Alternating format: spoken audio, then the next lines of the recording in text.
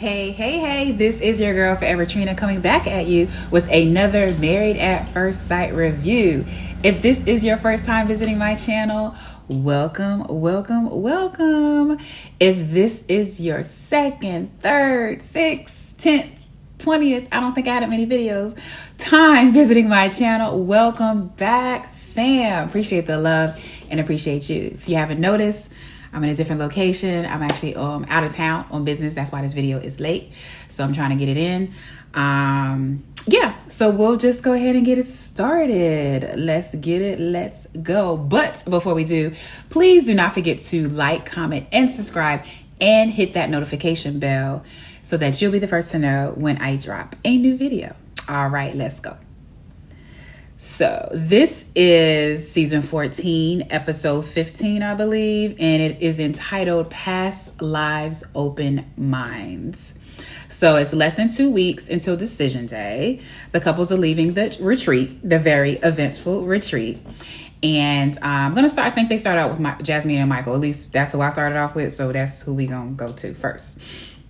So with Jasmina and Michael, their ride home, I love the way that they're both being so vulnerable. They're being so much more vulnerable. That first month was rough for them, y'all. It was rough. But this second month for them, it has been amazing. The affection and the romance is still not there. But as far as them being more vulnerable and just being more open and communicating without arguing is amazing. So I love to see that on that car ride home. Just the communication is just... I'm going to say Stella definitely for them. So definitely love that. So the next scene for them, Jasmina, they were doing the family visit. So this is the episode where they visit their families or their home or their past lives. So you kind of get a little preview or a little view of where they came from. So that was something good for the spouses to learn more and also to be able to understand their spouses a little bit more. So this one was Jasmina's like home visit, and they rode by her old house and her old school. And so she was just doing a little reminiscing, like, you know, with things that went on in her home, and then also how school was actually a very pivotal time for her, considering how her home life was. So she went to all the couples this episode also did a letter to themselves. I really like when they do that. And so she did hers. There was some tears brought on by that. But she was talking about how her mom left, her biological mom left, how her dad left, and how she got bullied as a child. And she mentioned how her first stepmom never loved or hugged her. And that made me sad. So that, I mean, when you really dig into people's past, like how they grew up, it absolutely tells you why they are the way they are today. That's why she got that stone cold face, like, you know, in the beginning. Now she's smiling a little bit more. Her resting face is still a resting, blessed face. But it came from her childhood. Like, again, every couple needs counseling. Every person needs counseling. Y'all, everybody but Steve, I think he's the most adjusted person on the show, and honestly in life. We got on him about the whole job situation, but he is very emotionally intelligent. His emotional intelligence is through the freaking roof. But I think that also comes from his childhood, because we'll go into that later, how he grew up and how the difference between him and Noi, how they're kind of, you know, on opposite ends of the spectrum, and explains a lot of how they interact today. But back to Jasmina Michael. So she did her letter to herself, and so she was talking about her mom, talking about her stepmom, talking about how they left her, talking about how she was bullied. But she mentioned how there was a teacher, I forgot the name of the teacher, who kind of helped her through that tough time. And Michael asked her, was that the reason why she went into the teaching field? And she thought about it for a little bit. She was like, you know what? Actually, yes. She was like, that was her safe place. Like, school was her safe place. So she was like, if I can do that for another child, she's like, I want to be there for that person. So I thought that was really cool. I don't know, that was just I like that moment of transparency and honesty on her part. They had a visit with Dr. Pepper, and just, of course, the intimacy topic came up. Jasmina was like, I'm still not there. Communication is great. We're better together. There was a fly or something that floated through here. I'm sorry. Maybe it was a piece of dust. Sorry about that. But yeah, she was just like, she's still not there regarding intimacy. Michael's a little bit taken back by that because he's just like, yo, you know, he wants to be there. He mentioned later on, I don't know if it was on the after show or maybe in his confessional, he was just like, I'm an intimate person. So it's kind of hard for him to take that back seat. And he can't be totally him because she's not there. She's not ready. And you got to respect that. But I can see where Michael is coming from.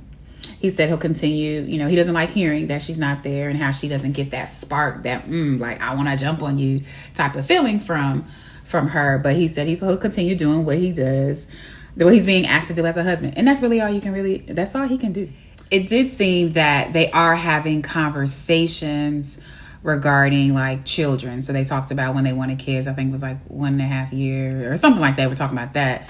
And so Dr. Pepper, she was just like, so you do know if you want kids, you kind of have to, you know, be intimate. And so that was kind of a joke, but it's like, nah, that's serious. I kind of got to be intimate. So she kind of suggested or encouraged them to do stuff like hold hands and stuff like that. And she said, Jasmina said they actually do hold hands. I was shocked. I was like, for real? The cameras ain't catching that. But she mentioned how Michael, I guess, grabbed her hand or held her hand while they were sleeping. That was cute. So you sleeping holding hands. Okay. All right.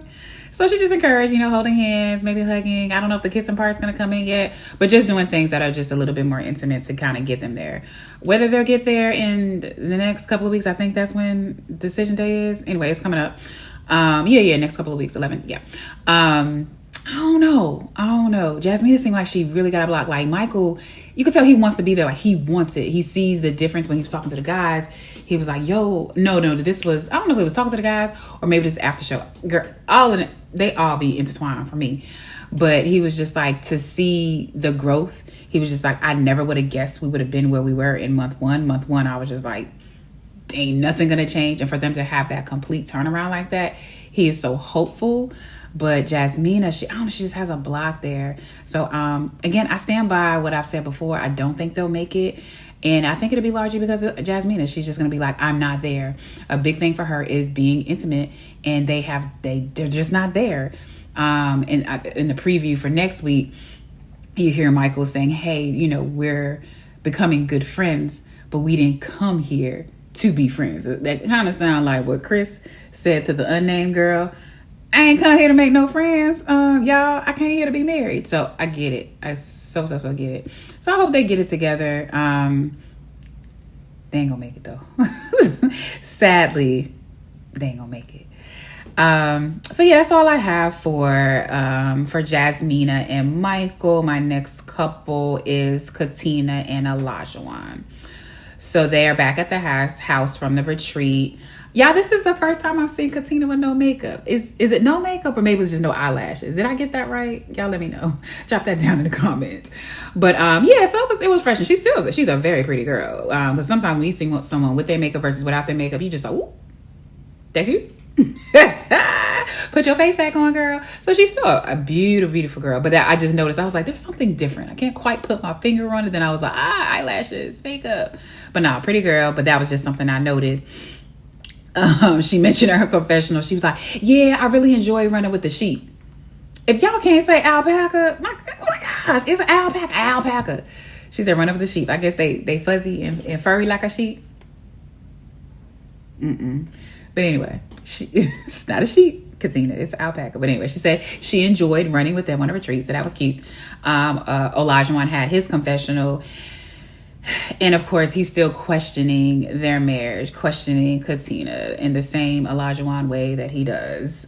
He's not sure he wants to sacrifice travel because from the conversation from last week regarding her going to school and how she wants kids in 2 years, but she's going to be graduating in 2 years. So how's she going to do that and get her her nursing degree, blah, blah, blah. He was just like, I did all this stuff. When I first graduated high school, I did the college thing. I did the da-da-da-da. I want to travel. And I'm like,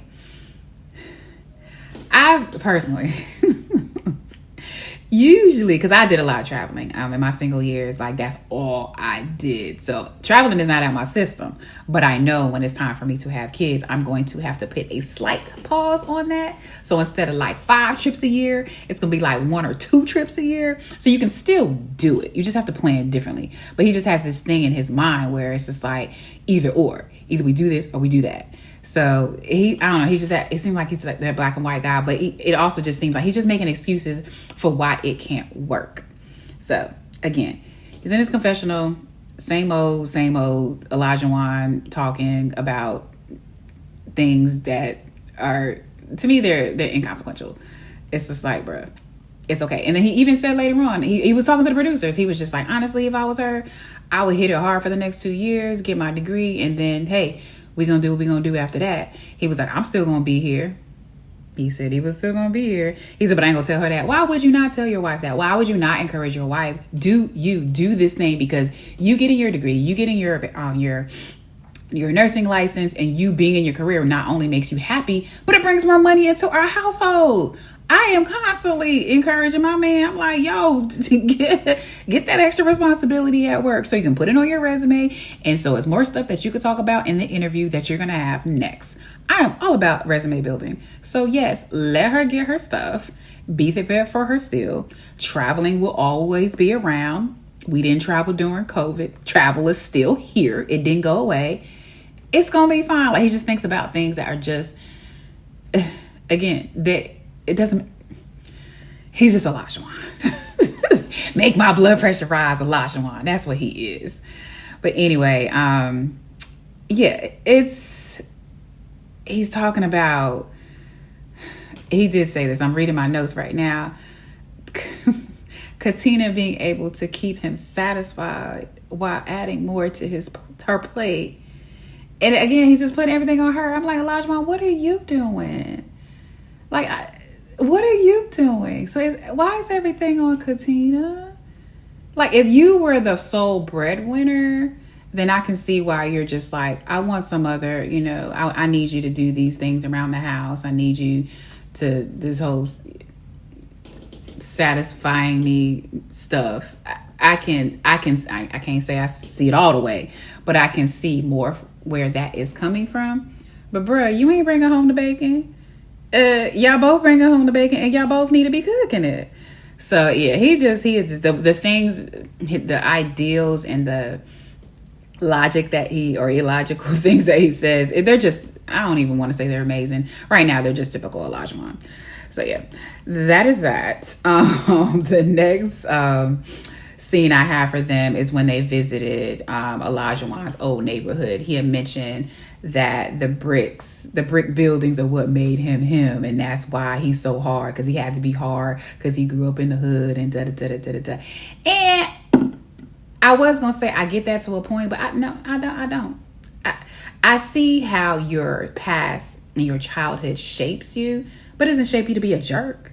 It shouldn't shape you to be a jerk. And that's what you're being to Katina. You're saying, I'm hard on you because you can't survive out here in these streets, without being hard. You ain't in the streets no more. You not in the streets. She ain't in the streets, and she ain't grow up in the streets. So why would you treat her that way? So that's kind of why I was just like, I get where you're saying this is my past. This is why I am the way I am. But I don't like using your past as an excuse to say, well, I didn't have this as a child, and so this is why I do what I do now. No. You can say, I did not have this as a child, so now I desire differently.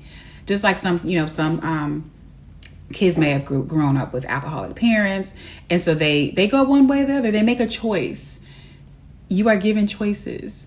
Just like God has given you the freedom of choice. That's one thing he's given us. You can choose right and you can choose wrong. You can choose to be an alcoholic, or you can choose not to drink at all, or you can choose to be somewhere in the middle, kind of like me. So it's a choice, Elijah Wan. It's a choice whether you want to be kind to your wife. It's a choice whether you want to, stay married to your wife and not be a jerk. So I did not buy the whole, this is why I am. There's way too many people out there with stories. You got Mary J. You got Tyler Perry. They got some stories, but they're not jerks. So I'm just like, don't be a jerk about it. Anyway, that was kind of like my opinion regarding that. Then they had their visit with Dr. Pepper. The first thought was, yo, Elijah, please don't say nothing out your mouth. That's crazy. And he didn't. He listened. I think he had to try real hard. I think in his confessional, he was just like, she's coming over. Our last, visit together wasn't the best. So, basically, be on your best behavior. But he did a good job. Next couple is Lindsey and Mark. They just bother me. But anyway, it started off with Lindsey and her confessional, and she proceeded to say, Mark spent the majority of our relationship saying that I'm too much, I'm too loving, I'm too caring, I'm too giving, I'm too energetic. So basically what I got out of all of that is she doesn't want Mark to dim her light. She's like, all these things, I'm just too this. But I think she's missing the point. When we're saying you're too much, we're not talking about the too loving, caring, and giving part. That's a lot too. And the energetic part, that's a lot too. But it's like, I can't even explain what it is so that she would understand what everybody else sees. Like everybody sees, and even from her letter, she actually said it in her letter to her younger self, like, don't be put off by people saying you're too much. So this is clearly she's heard it all her life. And it's hard because when you've heard something all your life, it's either you accept it as a truth or you reject it. And you're just like, that's not me.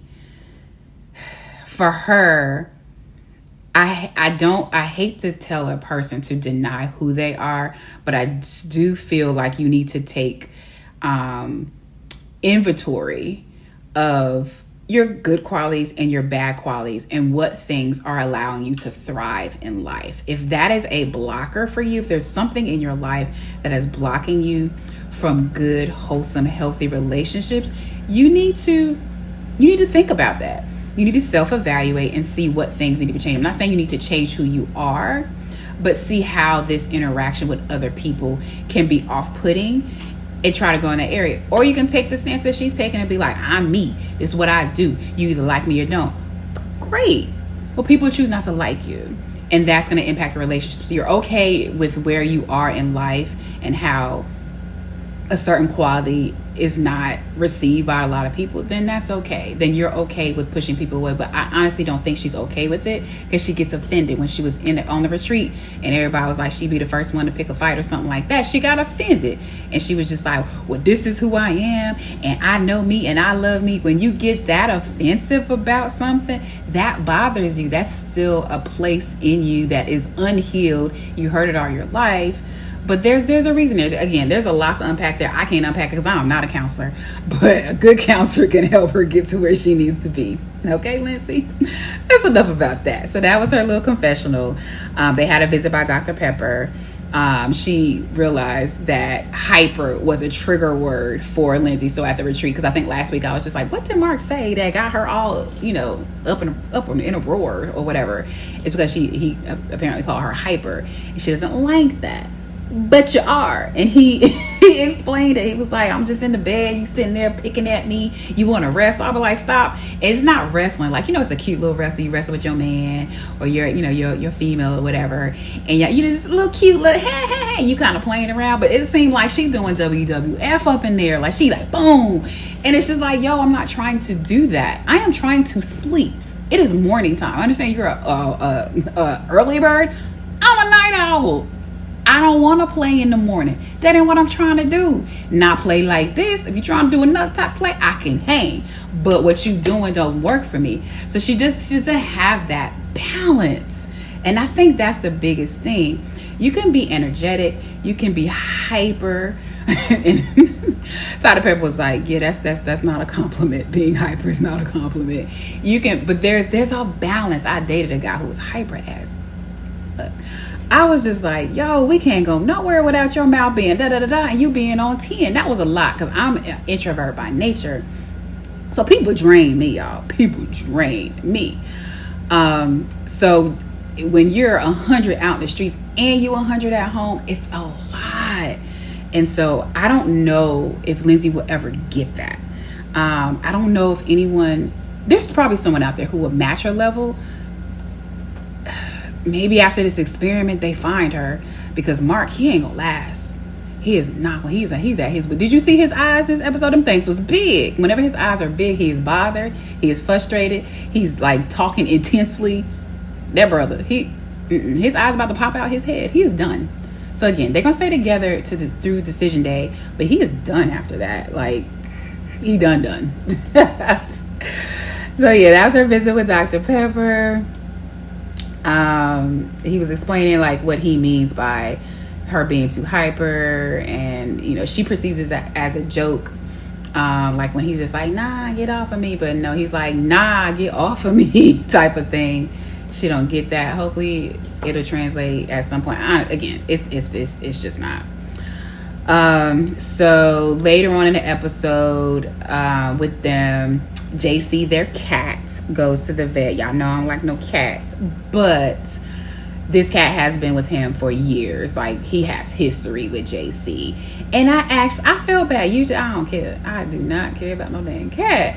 But there was a part in the episode where he was at the vet, and then the cat put his paw on Mark, and then he put his head down. I was like, oh, that cat is sick. It's like a child. When your child is usually all over the place and jumping around, this, that, and the other. You can tell when they sick because they sitting down, they ain't talking, they are quiet. And so that's what I felt in that. The cat wasn't himself, and I was just like, oh, poor cat. And I think they had to put him down. Lindsey, of course, was there for him, but in my head, I'm just like, Lindsey is going to use this against him. And I think a little bit later she did in her confessional. She going to be like, I was there for you when JC was on his last leg. I was there. Who was there? I was there.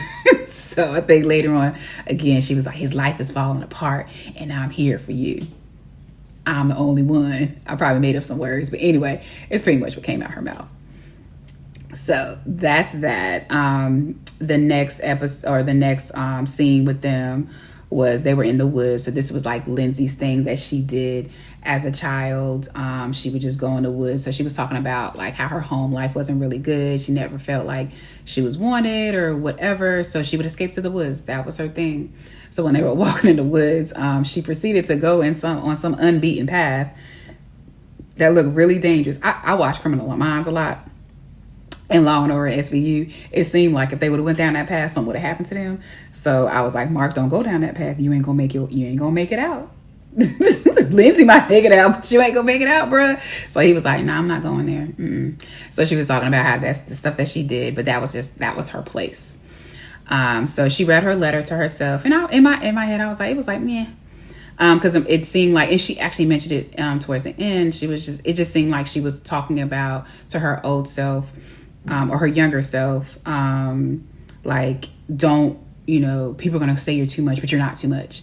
And so it just seemed like she was trying to beat that into, she was saying a lot of that in the letter, and she was trying to beat that into Mark, like, stop saying I'm too much. And then later on, I think it was mentioned, either later on it was mentioned, or maybe it was on an after show. I can't remember. Again, they keep all intertwining. And that's what the letter was about. It was more just, don't call me I'm too much. But I will say something about the letter that I liked was she was in a broken place as a child. She did feel like she wasn't wanted. So the person she is today, the strength, I'm talking about the strength part of her, not the aggravating, irritating part of her, but the strength part of her would have been good for her younger self. So that's one thing I did catch. I was just like, that is absolutely words that a child who's going through a hard time, a tough time with their family, with their own mom, not feeling wanted, those words are something that you want to hear. So that is one thing I did get out of the letter, but it just seemed like she was more like, don't let them say you too much, you not too much.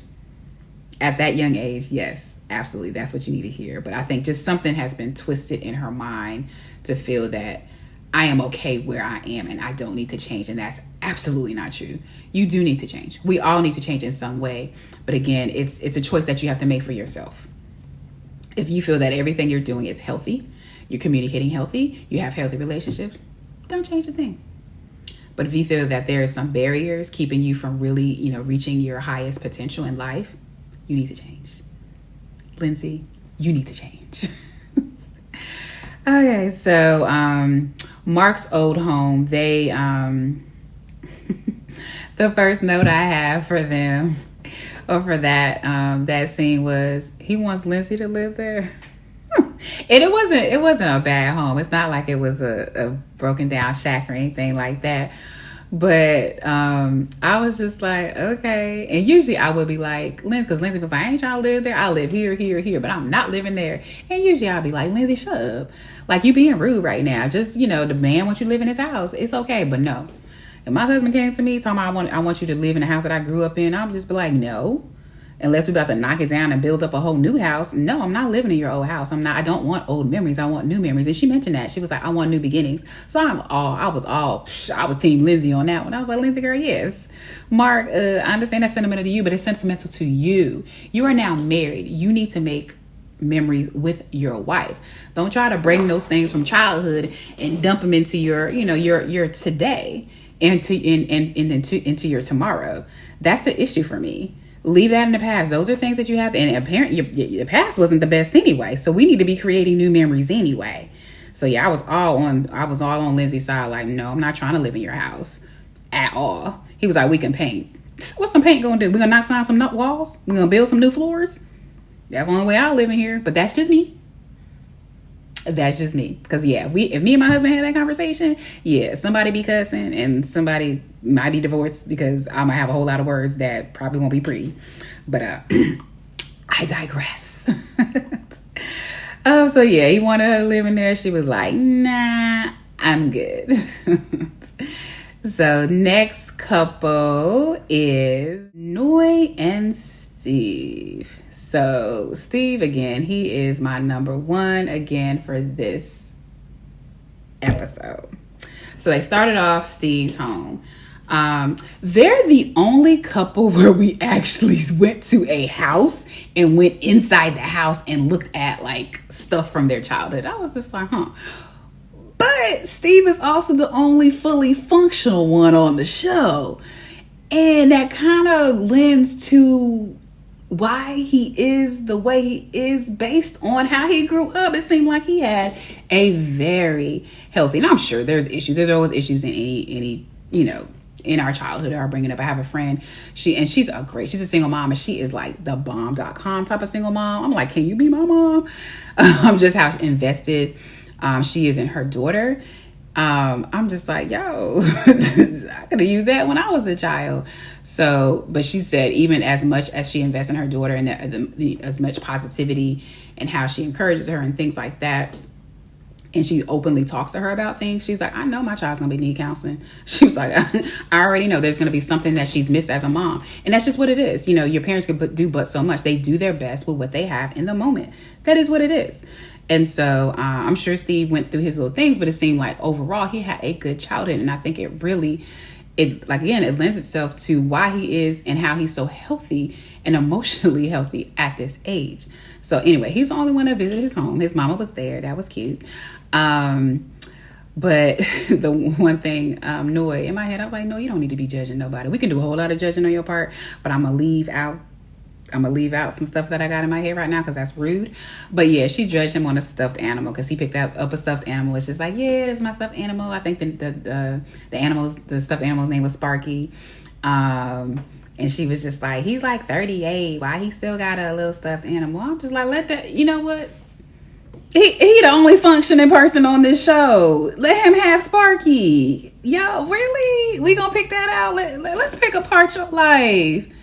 Let's pick apart why you can't express your emotions.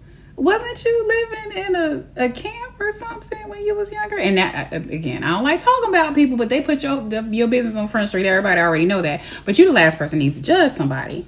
That's all I'm saying. Let him have his stuffed animal. Yeah, let him have his stuffed animal. So anyway, that kind of bothered me. She trying to pick on him. I was like, girl, don't let me get on you. And then, so that was their little visit to his house. I thought it was really cool. He was a little rapper. Y'all, that's why I like Steve. He had an entrepreneurial spirit when he was young. He had a whole little group. He was rapping. His little CD or whatever was like around town playing in people's cars. That dude had vision. So y'all, he might not got no job, no 9 to 5, but that he has. he got some skills. So that was cool. I was like, that's why I like you. Yo, I love you, Steve. Man. Anyway, the next scene, that was at a dance class. So Noi had mentioned that dance was a big part of her life. She like, this really dug into why she is how she is. She was like, she wasn't allowed to express her emotions as a child. I said, really? That's why you...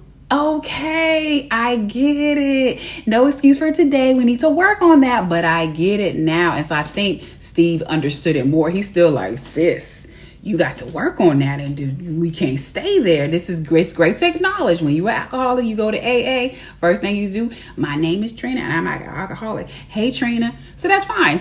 Noi acknowledged, my name is Noi. I don't know how to express my emotions. Hey, Noi. But now we need to change this. There's steps in AA. So there's going to be steps to your emotional journey that you need to take, Noi. So I was just like, we've acknowledged this. Let's move forward. But it was I think it was, I don't know if this is the first time if this was a light bulb for her, or she knew this already. It seems like when because they're put into this situation, they're married at first sight. I do feel that they felt that they were ready for marriage, just like I felt I was ready for marriage. But when you in it, things come at you that you're just not prepared for.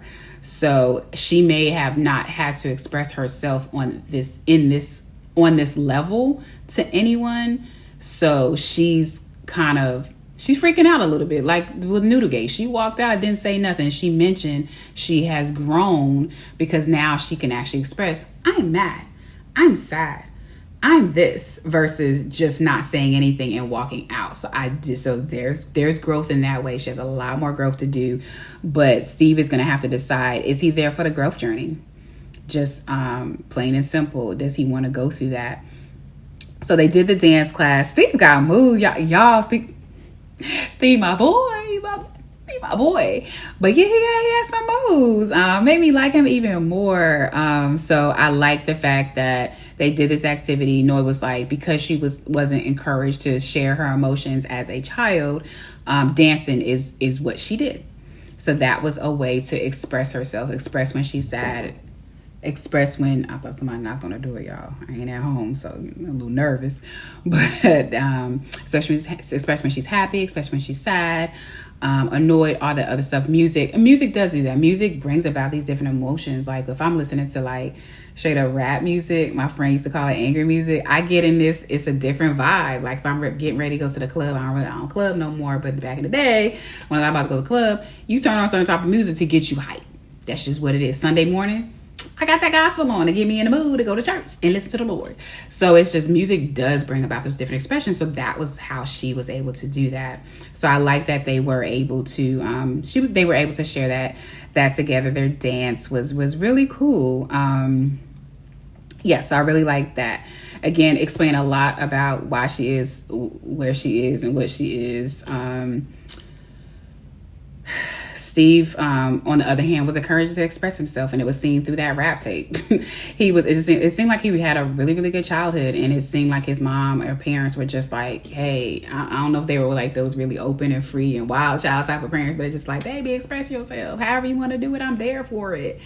And so they're very different in that way. And I think that also goes into why he's like, I don't want them 9 to 5. That's going to stifle my creativity. My mama said I need to be creative. You see me over here making rap tapes and you're out here selling this stuff. I'm trying to do that type of work. So I can see where that comes from. I'm still like, bro, we still need, we need some type of money coming in. But you can definitely see where that creative side is coming from. And it was encouraged in him and instilled in him as a child. Definitely there needs to be a balance. But honestly, it seems like Steve has found that balance. Y'all, I can't say enough positive things about Steve. I have nothing else. He's a good dude in my book. Noi's letter to herself, she went further into why she's not able to express herself. It was really sad. It was a lot. It was really deep. Of course, there were some tears there. And Steve, in his confessional, he was accurate. He was just like, there's a lot to unpack here. And there's a lot to unpack with, how she grew up and how she was able or not able to express her emotions. So that's a big thing, which I think counseling, again, y'all, if I could suggest a counselor, I would. But we need to go to, I think there's an online counseling service. But yeah, check that out because I think that would help. So with Dr. Pepper's visit, yo, Dr. Pepper, she lives separate from her husband. I said, yo, Dr. Pepper, don't tell Noi that. She already want to live separate. Don't do that. Don't do that. You sitting here co-signing for her. Don't co-sign for her. But I was just like,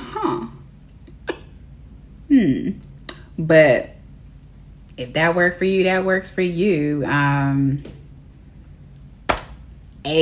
Define your marriage for yourself. That's one thing that I'm learning. I have to define my marriage for me. I can't go off of what other people do, what other people say, how they interact. It's all for you. So they have to find what their thing is. If they trying to raise kids like Dr. Pepper said, you can't raise them separately. You might as well be separate. So they just got to figure out that common ground. For Noi, though, it don't have nothing to do with we decided that we're going to do our marriage differently and this is what works for us. No. Her wanting to live apart has everything to do with what works for her. And it's more so because she wants to maintain her independence. She, honestly, is even further than that. She wants, it's fear. It's fear from her past relationship where she moved in with the dude. It didn't work out. And she had to pick herself up and start all over again. So her house, her studio represents her picking herself up and, doing things for herself. So it's like her leaning on Steve is taking away from that. It's almost, taking her backwards. So it's something she's going to have to deal with within herself. Because, them living apart is all about her and has nothing to do with them.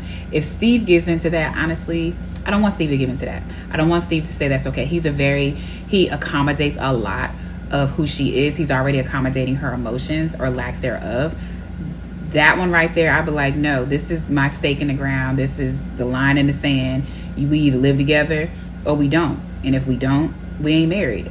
That's not the marriage I'm trying. I think it's okay for him to say that. If it's okay for her to come out her mouth and say that I want to live separately, it's okay for him to come out his mouth and be like, that ain't what I imagined. That wasn't my expectation. And I'm not going to live like this. This is where we differ. And the compromise, we need to figure something out. You get yourself together. This is just not what I'm signing up for. So I really feel that it's okay for him to say that. If they agree to live apart, that's the thing. But I can tell that's not what that ain't the life he's trying to live. That's not what he wants to do. And he even said, we trying to raise kids. And even Dr. Pepper was like, y'all trying to raise kids. I don't think that's ideal. It's not ideal. There are people who do that. That's called divorced people. Come on, Noi. Anyway, so that's all I have about that. That's it. So again, as always, thank you for listening to my review. Meet me here again next week for episode 16. We are getting closer to decision day. Don't forget to like, comment, and subscribe.